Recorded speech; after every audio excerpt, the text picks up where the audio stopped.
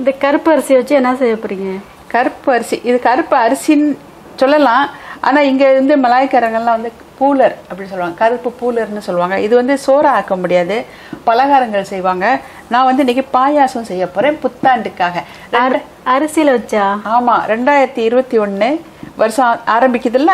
இன்னைக்கு வந்து எல்லாரும் இனிப்பு சாப்பிடட்டும், சந்தோஷமா இருக்கட்டும். கொரோனாலேருந்து எல்லாரும் விடுபட்டு இந்த வருஷம் நல்ல சந்தோஷமான ஆண்டா கொண்டாடுறதுக்காக பாயாசத்தில் ஆரம்பிப்போம். செய்ப்போமா? சரி போவோம்.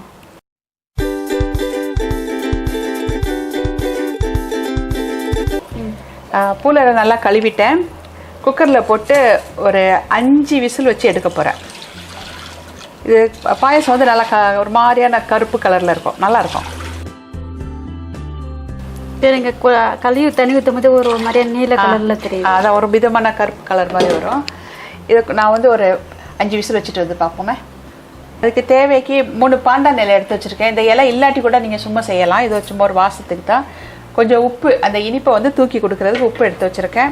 கல்கண்டு, இது வந்து ப்ரௌன் கலரில் உள்ள கல்கண்டு ஒரு 1/4 கிலோ 250 கிராம் எடுத்து வச்சுருக்கேன். 1/2 கப் தேங்காய், இந்த மாதிரி துண்டு துண்டாக உள்ளது. இது வந்து போட மாட்டாங்க, இது வந்து எனக்கு பிடிக்கும். அந்த பாயாசத்தில் அப்படியே மென்று சாப்பிட்றதுக்கு நல்லாயிருக்கும், அதனால் கடைசியாக போடுறதுக்காக எடுத்து வச்சுருக்கேன். சின்ன சின்னதாக வெட்டி வச்சுருக்கேன். அப்புறம் வந்து தேங்காய் பால், 1 கப்பு தேங்காய் பால். மற்றது வந்து நம்ம செய்யும்போது பார்ப்போமே.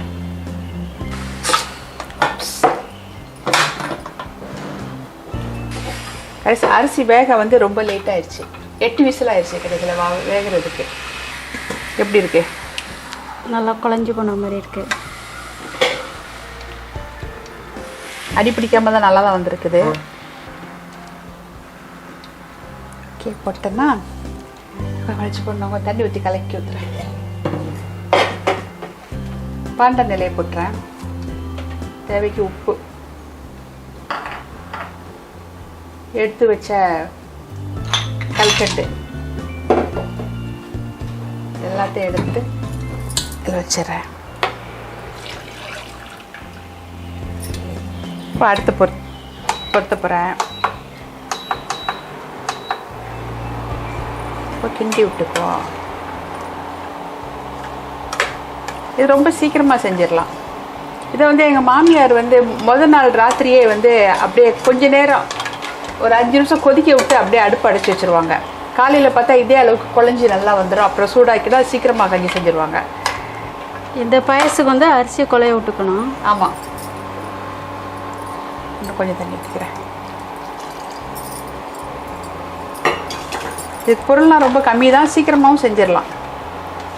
எனக்கு அரிசிங்கம் எப்படி செய்ய போகிறீங்கன்னு நினச்சேன். ஓ, இது வந்து சாப்பிட்றதுக்கு நல்ல ஒரு வித்தியாசமான ஒரு வாசம் நல்லாயிருக்கும். ஒவ்வொருத்தரும் ஒவ்வொரு மாதிரி செய்வாங்க. எங்கள் மாமியார் வந்து இதில் வந்து கொஞ்சம் 2 மேஜைக்கரண்டி அளவுக்கு அரிசி மாவு இல்லாட்டி மைதா மாவு கலக்கி ஊற்றுவாங்க, இன்னும் டிக்காக வர்றதுக்காக. நான் வந்து அதை ஊற்ற மாட்டேன். அதை ஊற்றினா நல்லா டிக்காக வரும். கடைசியில் இறக்குறது கொஞ்சம் முன்னாடி ஊற்றி கொதிக்க வச்சு இறக்கிடுவாங்க. நான் நினச்சேன் இப்போ இந்த கஞ்சி சோறு மாதிரி செஞ்சுட்டு அதான் பாயாசம்னு சொல்லுவீங்கன்னு எதிர்பார்த்தேன். ஓ, கஞ்சி சோறு மாதிரி செஞ்சு பரவாயில்ல. ஏதாச்சும் ஒன்று நினச்சிருக்கீங்களா? முக்கியம். கொஞ்சம் இது கொதிக்கவும் செய்யணும், கரையவும் செய்யணும். கொதிக்கட்டுமா பாப்பா? இந்த கருப்பு அரிசி ஊரில் எங்கே கிடைக்குமா? இந்த கருப்பு பூலர் அரிசி ஊரில் வாங்கியிருக்கிறேன். நான் வந்து புதுக்கோட்டை பக்கம் போயிருக்கும்போது அங்கே உள்ள கடைகளில் வச்சு விற்றாங்க. வாங்கிட்டு வந்து எங்கள் கிராமத்தில் வந்து எங்கள் அக்கா அம்மாருக்கெல்லாம் செஞ்சு கொடுத்தா, எல்லோரும் சாப்பிட்டாங்க. நீ பார்த்ததில்ல என்ன ஊரில்? இல்லை, நான் பார்த்ததில்ல. ஓ, அங்கே விற்கிறாங்க, அங்கே இருக்குது. நீ ஜவ்வரிசி எதுவும் போட மாட்டீங்க? இல்லை, எதுவும் வேண்டியதில்லை. இப்போ கொதி வந்துருச்சுன்னா இப்போ தேங்காய் பால் ஊற்றிட்டு ரொம்ப சீக்கிரம் செஞ்சு முடிச்சிடலாம். திக்காக இருக்குது. கொஞ்சம் 1 கப்புக்கு கொஞ்சம் கம்மியாக ஊற்றுறேன்.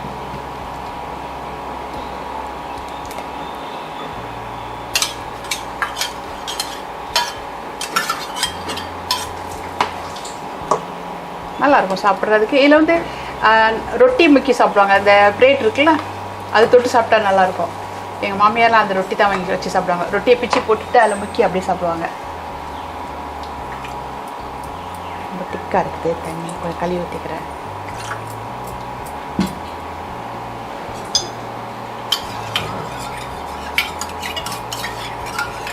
வீணாக்கக்கூடாதுல எந்த பொருளையும், அதான். ஓகே போதும்.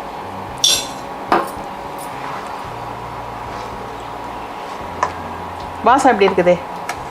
நல்லா வருது அந்த தேங்காய் பால் வாசம்லாம். இதில் சேமியாவோ மற்ற எதுவுமே தேவையில்லை. நல்லா வித்தியாசமாக இருக்கணும். சில பொருட்கள் தான், ஒரு 4 அந்த மாதிரியான பொருள் தானே தேவைப்பட்டுச்சு. இதில் வந்து தேங்காய் போட மாட்டாங்க. நான் வந்து கொஞ்சம் தேங்காய் வந்து பல்லாக அப்படி வெட்டிட்டு ரேஸாக வறுத்துட்டு போடுவேன். அது கொஞ்சம் நல்லாயிருக்கும் சாப்பிட்றதுக்கு. சாப்பிடும்போது பல்லில் கடிப்படும்ல, அதனால் நான் இதை இறக்கி வச்சுட்டு தேங்காவை வறுத்துக்கிறேன்னா.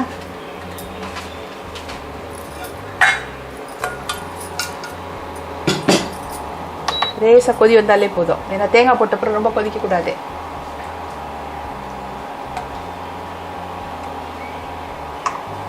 டீ ரொம்ப ஸ்லோவாக வச்சுட்டேன்ல. இது குக்கர் இருக்கு போய் வசதியாக போச்சு, சீக்கிரமாக வந்துருச்சு. இல்லாட்டி சும்மா போட்டோம்னா நம்ம எங்கள் மாமியார் செஞ்ச மாதிரி மொதல் நாளே அவிச்சி வச்சு ராத்திரி அப்புறம் மறுநாளைக்கு செஞ்சோம்னா இந்த மாதிரி செய்யலாம். சரி, நான் இறக்கிறேன்.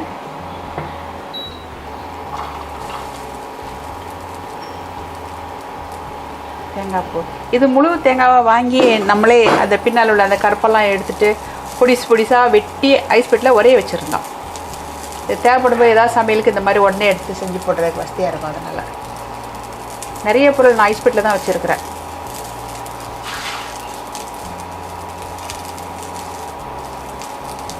பாயசம் ரெடி ஆயிடுச்சு தெரியுமா பாய்? இதோ பக்கத்துலேயே தான் இருக்குது. என்ன சமைக்கிறேன்? இதான் இப்போ வந்து தேங்காவை சமைக்கிறேன். தேங்காவை வறுத்துட்ருக்குறேன். லைட்டாக வறுத்துட்டு பாயாசம் அங்கே இருக்குது. டைம் பக்கம் ஆவி பறக்கும் பாயாசம். லேசாக வறுத்தா போதும், ரொம்ப வறுக்கணும்னு அவசியம் இல்லை. போதும். கொஞ்சம் சூடு நல்லா வந்துருச்சு. நான் அடுப்பு அடைச்சிட்டேன். இதுக்கு போட்டுறோம். இது அப்படி கடிப்பட்டுறதுக்கு நல்லாயிருக்கும், அதனால தான். பாயாசம் தயாராகிடுச்சு. சிம்பிளாக ஈஸியாக டேஸ்டியாக உள்ள பாயாசம். கண்ணுக்கு இனிமையாக இருக்கிறதுக்காக நான் கொஞ்சம் மேலே தேங்காய் பால் ஊற்றிக்கிறேன். மற்ற பாயாசத்தோடு இது அரிசி போட்டு செஞ்சதுனால சாப்பிட்றதுக்கு ருசியாகவும் இருந்துச்சு, வித்தியாசமாகவும் இருந்துச்சு. வருகிற புத்தாண்டுக்கு நீங்களும் செஞ்சு சாப்பிட்டு பார்த்துட்டு ஆதரவு கொடுங்க. இந்த வீடியோ உங்களுக்கு பிடித்திருந்தால் லைக் பண்ணுங்கள், ஷேர் பண்ணுங்கள், கமெண்ட் பண்ணுங்கள், சப்ஸ்கிரைப் பண்ணுங்கள். பிறகு கீழே இருக்கும் பெல் பட்டனை அழுத்துங்கள். நம்ம ஸ்டைல் சேனலை பார்த்ததற்கு நன்றி.